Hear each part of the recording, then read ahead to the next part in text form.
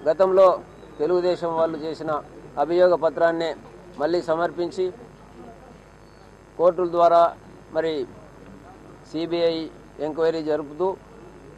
అందులో జగన్ను కూడా కో-అక్యూజ్డ్గా పెట్టి అంటే అన్న తీసుకున్న నిర్ణయాలు అన్న ఎవరికో భూ కేటాయింపులు చేస్తే ఆ కేటాయింపులు చేసిన వాళ్ళు మాత్రమే దీంట్లో డిపాజిట్లు చేసినారని ఈ రకంగా రకరకాల ఆరోపణలతో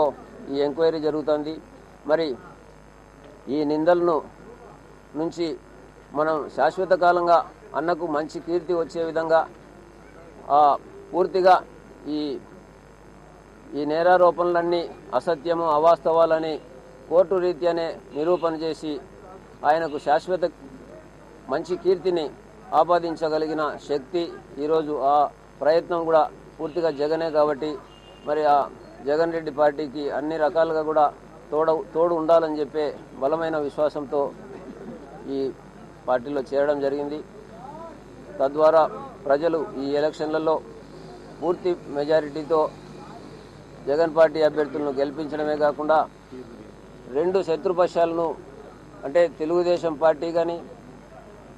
కాంగ్రెస్ పార్టీ కానీ చిత్తుగా ఓడగొట్టి ప్రజలు ఖచ్చితంగా రాజశేఖర రెడ్డి మేలైన ప్రభుత్వాన్ని ఇచ్చేవాడు, చాలా బాధ్యతగా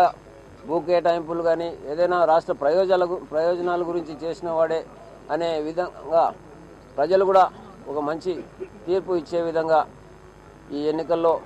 జగన్ పార్టీ అభ్యర్థులకు మంచి మెజారిటీతో గెలిపించాల్సిందిగా కోరుకుంటూ మరి